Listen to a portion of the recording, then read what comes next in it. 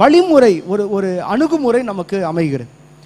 உதாரணமாக எப்படிப்பட்ட கேள்விகள் இருக்கும் அப்படின்னு பார்த்தா, நான் பைபிள்ல இருந்து சும்மா ரேண்டமாக கொஸ்டின்ஸ் எடுக்காம ஒரு தலைப்பின் கீழே நான் இதை எடுக்க தீர்மானித்தேன்.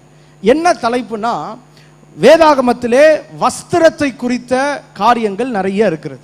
ஆடை, வஸ்திரம், ட்ரெஸ், இதை குறித்த காரியங்கள் அநேகம் இருக்கிறது.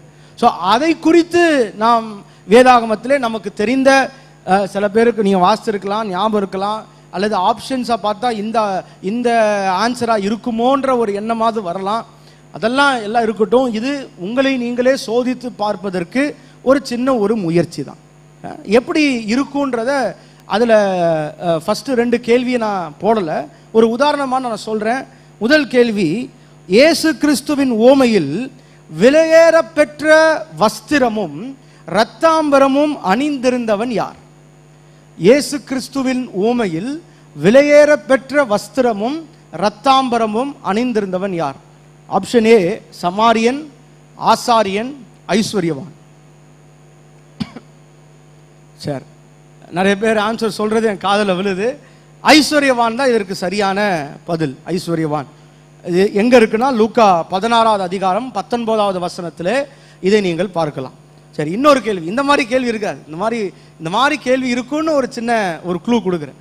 அதே மாதிரி இரண்டாவது என்ன கேள்வி நம்ம பார்த்தோம்னா, நீண்ட அங்கிகளை, அங்கியும் வஸ்திரம் தான், நீண்ட அங்கிகளை அணிந்திருப்பவர்களை பற்றி இயேசு என்ன கூறுகிறார்? நீண்ட அங்கிகளை அணிந்திருப்பவர்களை பற்றி இயேசு என்ன கூறுகிறார்? உண்மையான தீர்க்கதரிசி, பெரிய பொறுப்பு அவர்களுக்கு இருக்கிறது, முதன்மையான இடங்களை விரும்புவார்கள், ராஜ்யத்தில் முதலில் பங்கடைவார்கள். முதன்மையான இடங்களை விரும்புவார்கள். சரி, இது லூக்கா 20வது அதிகாரத்திலே நாம் வாசிக்கிறோம். அதான் அதற்கு பதில், முதன்மையான இடத்தை விரும்புவார்கள். ஸோ இந்த மாதிரி கேள்விதான் பழைய ஏற்பாட்டிலும் புதிய ஏற்பாட்டிலும் வஸ்திரத்தை குறித்த காரியங்களை நாம் வேகமாய் பார்க்கலாம். நீங்களே அதை தீர்மானம் பண்ண போறீங்க, நீங்களே கரெக்ட் பண்ண போறீங்க. ஆப்ஷன்ஸை மட்டுமாவது வேகமாக நம்ம பார்த்துட்டு நம்ம செய்திக்குள்ளே கடந்து வருவோம். ஆன்லைனில் பார்க்குறவர்களும் நீங்களும் அதில் பங்கு பெறலாம். பார்ப்போம் எவ்வளவு காரியங்கள். கமெண்ட்டில் கூட நீங்கள் டைப் பண்ணலான்னு நினைக்கிறேன். அப்படி இல்லை அப்படின்னா உங்களுக்கு வெகுமதி ஆன்லைனில், ஃப்ளிப்கார்ட்டில், அமேசானில் வராது. உங்களுக்கு வெகுமதி பரலோகத்திலிருந்து கொடுக்கப்படும். கர்த்தர் அதை பார்க்கிறார். நான் கொடுக்கறது ஒரு சின்ன என்ன சொல்கிறது, யானைக்கு ஒரு இத்தனோண்டு பொறி கொடுக்குற மாதிரி தான். இதெல்லாம் ஒரு உங்களை ஊக்குவிக்கும் வண்ணமாக இதை நான் செய்கிறேன். சரி, முதல் கேள்வியை பார்ப்போம். ஆசாரியர்கள் தலையில் என்ன அணிந்திருந்தார்கள்? ஆசாரியர்கள் தலையில் என்ன அணிந்திருந்தார்கள்? பொற்கிரீடம், வெள்ளி கிரீடம், பாகை. பொற்கிரீடம், வெள்ளி கிரீடம், பாகை. ஆன்சர் சொல்லாதீங்க, நீங்க ஜஸ்ட் நோட் மட்டும் பண்ணுங்க. 10 கேள்விகளை முடித்த பிறகு நம்ம ஆன்சர் பார்க்கலாம். we look at the answers at the end. கடைசியை நம்ம பார்ப்போம். ஆனால் இப்போ என்னவா இருக்கும்ன்றத சும்மா கெஸ் பண்ணிங்கன்னா மறந்துடுவீங்க. நீங்கள் எத்தனை மார்க் வாங்கினீங்கன்றது தெரியாது. அதனால தான் ஒரு நோட்டில் நான் உங்களை எழுத சொன்னதற்கான காரணம். சரி, ரெண்டாவது கேள்வி. ஆமானின் வீழ்ச்சிக்கு பிறகு மொர்தேகாய்க்கு என்ன ஆடைகள் கொடுக்கப்பட்டன? ஆமானின் வீழ்ச்சிக்கு பிறகு மொர்தேகாய்க்கு என்ன ஆடைகள் கொடுக்கப்பட்டன? வெண்வஸ்திரம், ராஜவஸ்திரம், சாம்பல் வஸ்திரம். ஆன்சர் சொல்றீங்க, மற்றவங்க அப்புறம் கேட்டாங்கன்னா அப்புறம் சரியா அது இருக்காதுன்னு நினைக்கிறேன். நீங்க சொல்றதா இருந்தால் மனசுக்குள்ளே சொல்லிக்கோங்க, வெளியே சொல்லாதீங்க. வெண்வஸ்திரம், ராஜவஸ்திரம், சாம்பல் வஸ்திரம். மூன்றாவது, எந்த தீர்க்கதரிசி பரலோகத்திற்கு அழைத்து செல்லப்பட்டு தனது வாரிசுக்காக தனது அங்கியை விட்டு சென்றார்? எலியா, எலிசா, எரேமியா. ஆப்ஷன்ஸ்ல எலிசா, எலியா, எரேமியான்னு இருக்கும். அப்படியே பார்த்துக்கோ, ABC. எலிசா, எலியா, எரேமியா. நான்காவது, கிதியோனின் ஏபோத்தின் முக்கியத்துவம் என்ன? ஏபோத் என்பது ஒரு ஆடையை குறிக்கிறது, அது ஒரு வஸ்திரம். சரிங்களா? கிதியோனின் ஏபோத்தின் முக்கியத்துவம் என்ன? அது இஸ்ரவேலுக்கு ஒரு கண்ணியாக மாறியது, அது அவருக்கு பெரும் பலத்தை கொடுத்தது, அது மீதியானவர்களால் திருடப்பட்டது. கிதியோனின் ஏபோத்தின் முக்கியத்துவம். 5, சகரியாவின் தரிசனத்தில் பிரதான ஆசாரியனாகிய யோசுவா என்ன பெற்றார்? என்ன ஆடை அவருக்கு கொடுக்கப்பட்டது? என்ன ஆடை அவருக்கு வழங்கப்பட்டது?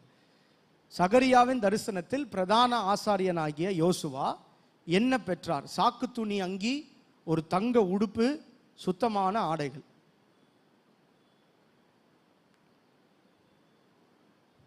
6, தம்முடைய கட்டளைகளை ஸ்லோவா போணுமா?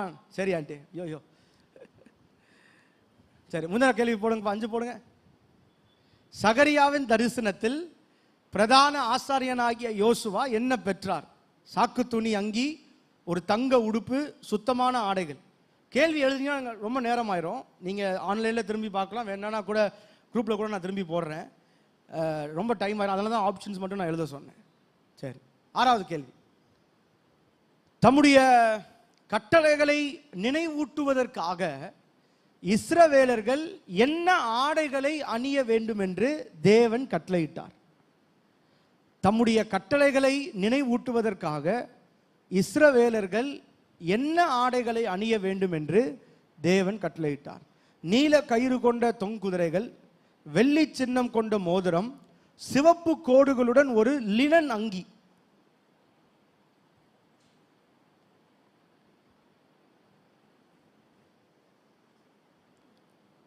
7, ஆகானின் திருடப்பட்ட பாபிலோனிய ஆடைகளுக்கு என்ன நடந்தது? ஆகானின் திருடப்பட்ட பாபிலோனிய ஆடைகளுக்கு என்ன நடந்தது? பூஜாரிகளுக்கு வழங்கப்பட்டது, அவருடன் எரிக்கப்பட்டது, எரிகோவுக்கு திரும்பியது. ஆகான்னா சில பேர் என்னன்னு பார்க்குறீங்க? ஆமான் தெரியும், ஆனால் எத்தனை பேருக்கு ஆகான் தெரியும்னு எனக்கு தெரியல. சரி, பார்ப்போம். 8வது, கதரே நாட்டு பிசாசு பிடித்தவனை இயேசு குணப்படுத்துவதற்கு முன்பு அவன் என்ன வகையான ஆடைகளை அணிந்திருந்தான்? கதரே நாட்டு பிசாசு பிடித்தவனை இயேசு குணப்படுத்துவதற்கு முன்பு அவன் என்ன ஆடைகளை அணிந்திருந்தான்? என்ன வகையான ஆடைகளை அணிந்திருந்தான்? சாக்கு துணி ஆடை, கிழிந்த மேலங்கி, ஒன்றுமில்லை. இங்கிலீஷில் நிறைய ஆப்ஷன்ஸில் வரும், நன் ஆஃப் தி அபவ், அந்த மாதிரி, ஒன்றுமில்லை. 9, சிலுவையில் அறையப்படுவதற்கு முன்பு இயேசு அணிந்திருந்த அங்கியில் என்ன சிறப்பு இருந்தது? என்ன சிறப்பு இருந்தது? சிவப்பாக இருந்தது, தையல் இல்லை, நீண்ட அங்கி.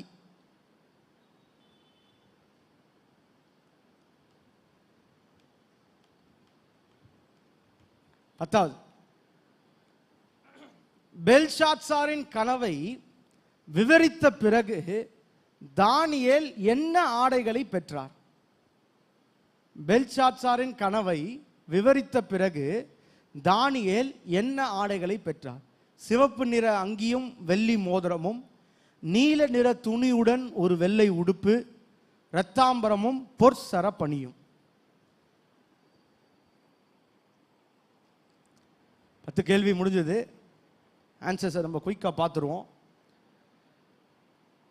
முதல் கேள்வி, ஆசாரியர்கள் தலையில் பாகை அணிந்திருந்தார்கள்.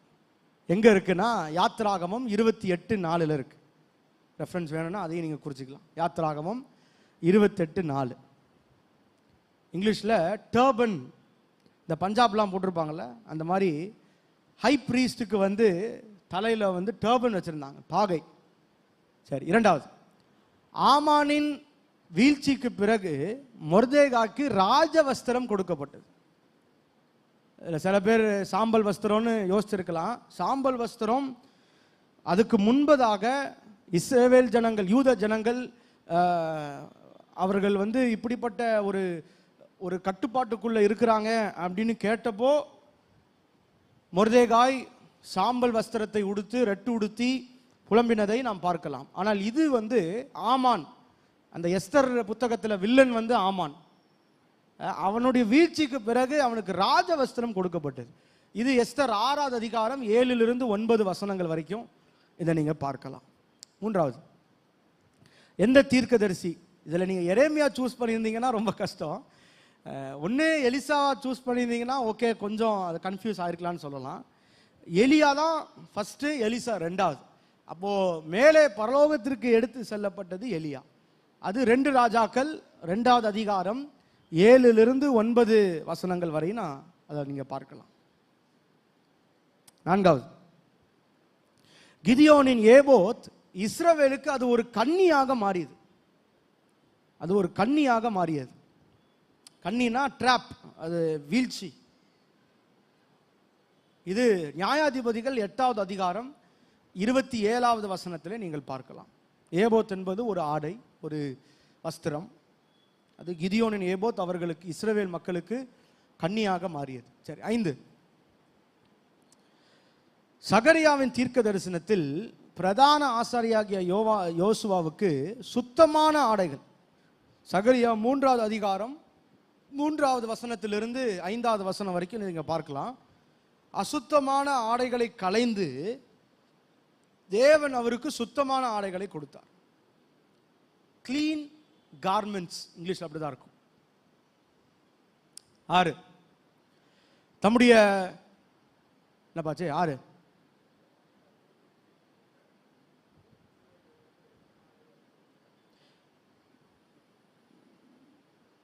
தம்முடைய கட்டளைகளை நினைவூட்டுவதற்காக இஸ்ரவேலர்கள் என்ன ஆடைகளை அணிய வேண்டும் என்று தேவன் கட்டளையிட்டார். நீல கயிறு கொண்ட தொங்குதிரைகள். நீல கயிறு கொண்ட தொங்குதிரைகள். என்னாகமம் 15வது அதிகாரம் 38லிருந்து 41 வசனம் வரைக்கும் நீங்க பார்க்கலாம். நீங்க சில பேர் சிவப்பு கோடுன்னு நினைச்சிருப்பீங்க. அது என்ன கன்ஃபியூஷன் வரும்னா, எகிப்தின் அடிமைத்தனத்திலிருந்து வெளியில வரும்போது வீட்டில் நிலக்கால் என்ன பண்ணு, சிவப்பு பூசு அப்படின்னு வரும்.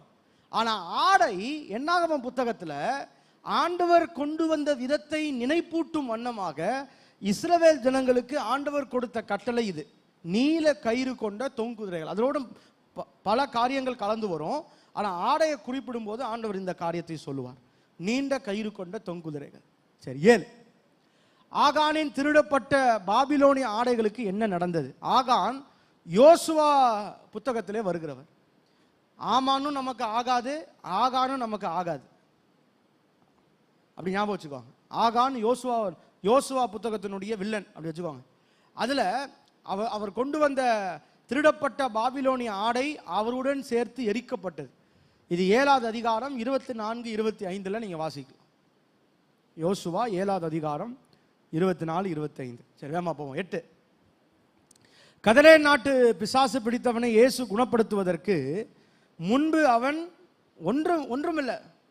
வசனத்தில் எப்படி இருக்கும்னா, வஸ்திரம் தெரியாதவன் அப்படின்னு இருக்கும். வஸ்திரம் தெரியாதவன். லூக்கா 8வது அதிகாரம் 27வது வசனத்தில் இந்த குறிப்பு வருகிறது. 9, சிலுவையில் அறையப்படுவதற்கு முன்பு இயேசு அணிந்த அங்கியில் என்ன சிறப்பு இருந்தது? தையல் இல்லை. தையல் இல்லை. நீங்க நீண்ட அங்கின்னு போட்டிருந்தீங்கன்னா நீங்க என்ன நினைச்சிருப்பீங்கன்னா, நான் சொல்றேன், இந்த இயேசு படத்தெல்லாம் இந்த யூடியூப்லையும் இந்த சீரியலில் நம்ம பார்த்துருப்போம்ல, ஒருவேளை ஆண்டவர் நீண்ட அங்கி போட்டிருப்பாரு, அதனால நீண்ட அங்கி நீங்கள் எழுதியிருப்பீங்க. இல்லை, இயேசு சொன்ன நான் கேள்வி முதல்ல ஒரு க்ளூக்காக ஒரு கேள்வி கேட்டேன்ல, நீண்ட அங்கிகளை குறித்து இயேசு என்ன சொல்லுகிறார். உனக்கு இயேசு சொன்னா அவர் என்ன தான் போட்டிருப்பாருன்னு நினச்சிருப்பீங்க, நீண்ட அங்கி தான் போட்டிருப்பாங்க. அப்படி இல்லைன்னா யூதர்கள் நீண்ட அங்கி தான் போட்டிருப்பாங்க அப்படின்னு நினச்சி ஏதாவது நீண்ட அங்கி தேர்வு பண்ணிப்பீங்க. ஆனால் அதில் சிறப்பு என்னன்னா, மேலிருந்து கீழே வரைக்கும் தையல் இல்லாத ஒரே, அதுதான் நாளை அவங்க என்ன பண்ணுவாங்க, எப்படி கிழிக்காம எடுத்துக்கொள்வதுன்னு சீட்டு போட்டு பார்ப்பாங்க. இது எங்க இருக்கு? யோவான் 19வது அதிகாரம் 23வது வசனத்தில் இருக்கு. நீங்களாம் எழுதுனீங்களா இல்லையா? கை கட்டிட்டு உட்காந்துருக்கிறது என்னன்னு தெரியல எனக்கு. சரி, 10வது, பெல்ஷாத்சாரின் கனவை விவரித்த பிறகு தானியேல் என்ன ஆடைகளை பெற்றார்? ரத்தாம்பரமும் பொற்சரப்பணியும்.